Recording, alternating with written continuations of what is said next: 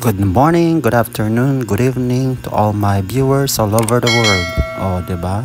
Lakas maka 1 million subscribers. Yan.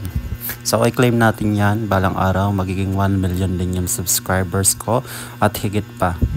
So, for today's video, I just want to share with you my new plants, and one of my new plants is the bougainvillea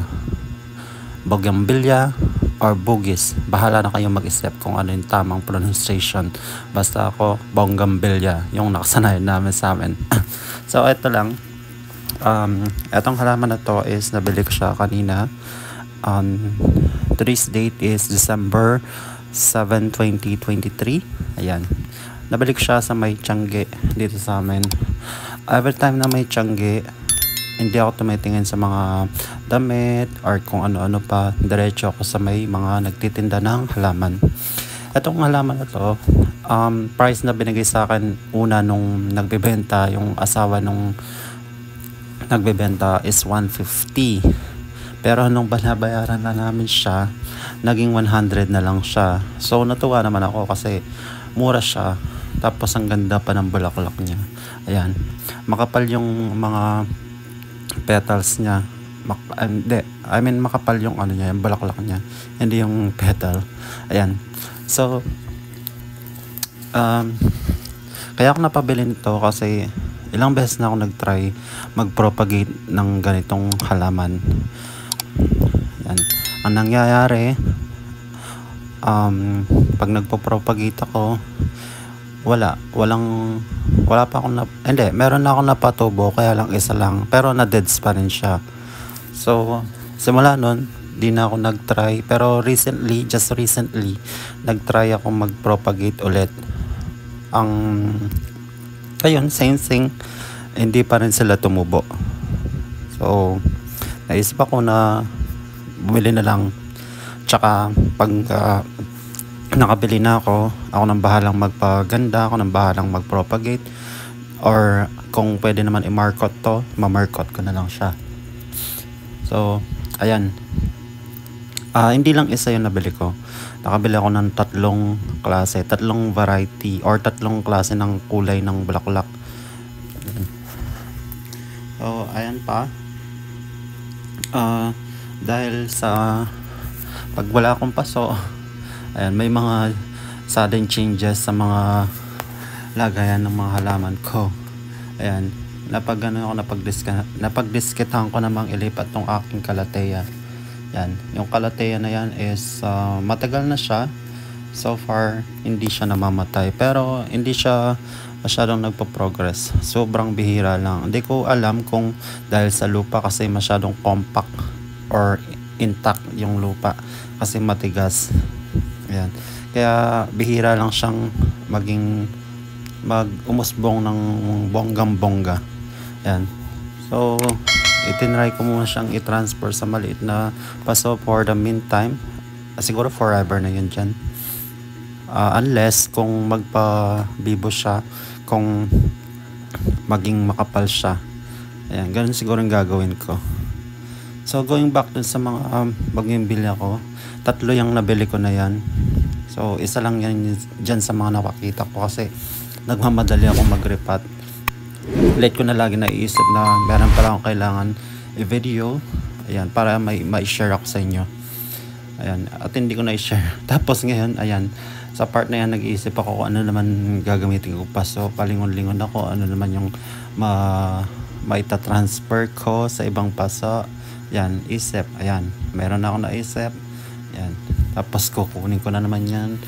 Lagot na naman yung mga aglaw ko. Yung mga aglaw ko na naman yung mga mag-a-adjust. Ito, isa to sa mga mag-a-adjust na naman. Just recently, na transfer ko na yan sa ibang paso. So, ayan, ita-transfer ko ulit siya sa medyo mas maliit na paso. Pero bagay naman sa kanya in fairness. Ayan. Ito yung gusto ko sa halaman na to eh. Kahit saan mo siya ilagay, maganda siyang tingnan. Yan. Sana hindi magtampo kasi nakakailang palit na siya ng paso. Pero yan, okay naman siya. Ano naman siya, nagpapakitang gilas naman sa akin. Kaya Sana patuloy ka pa rin magpakitang gilas. Ayan siya, oh. Ganda, oh. Diba? May pa ganyan-ganyan pa ako. Para at least yung lupa niya hindi maging buhaghag. Para at least mag-lock siya.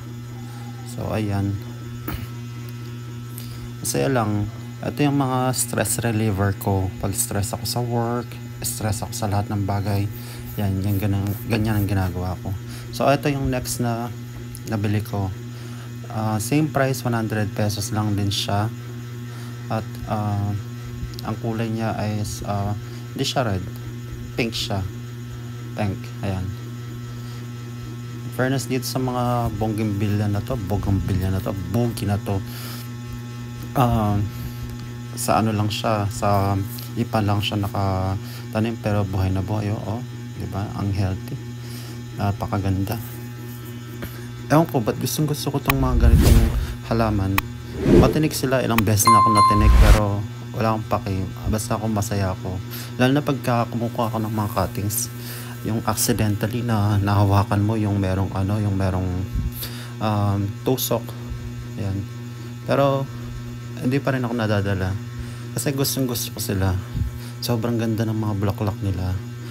Ang dami pang gustong makitang or mabiling bougainvillea, basta bougainvillea. Sorry na ako sa pronunciation ng pangalan nila. Basta wag niyo na lang po akong i-bash. Ayan. Nilalagyan ko siya ng lupa dyan. Lupa. At merong yung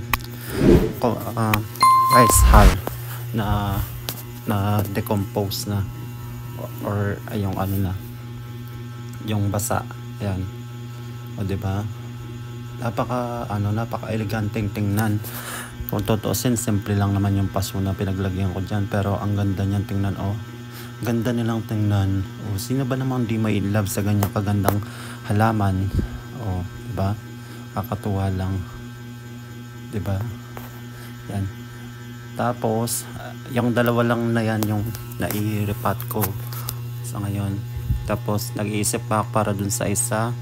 At eto, patapos na ako dito. Ayan na. Eto na sila. Ayan. Oh, diba? Oh, sige. Hindi ko alam kung saan ko iharap yung camera. Ayan. Oh, sige. Ayan.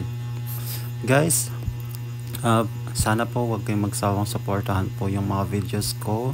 Sana po patuloy niyo po akong suportahan at mag-comment naman po kayo, please. Tapos kung pwedeng i-like niyo yung video ko, mag-subscribe kayo sa channel ko, please po. Thank you. Sobrang thank you. Pero yung nanood lang kayo, natapos niyo yung video ko, sobrang pasasalamat ko na yun sa inyo. Yan po, thank you for watching. Yan, dinidiligan ko na sila. Tapos meron akong konting pictorial dyan ng very light. Oh, diba? Oh, diba ang ganda nila? Nakaka-inlove sila. Sobrang nakaka-inlove ako. Diba? Ayan na. Diba? Tapos na ako. So pasensya na kayo dun sa background niya na merong timba. Ayan. Oh, tinanggal ko na. Na-realize ko na pangit pa na. Ayan. Oh, diba? Ito na siya. Oh, di ba? Ang ganda nila. Oh, sinong di ma-inlove. Ayan. Thank you. Bye-bye.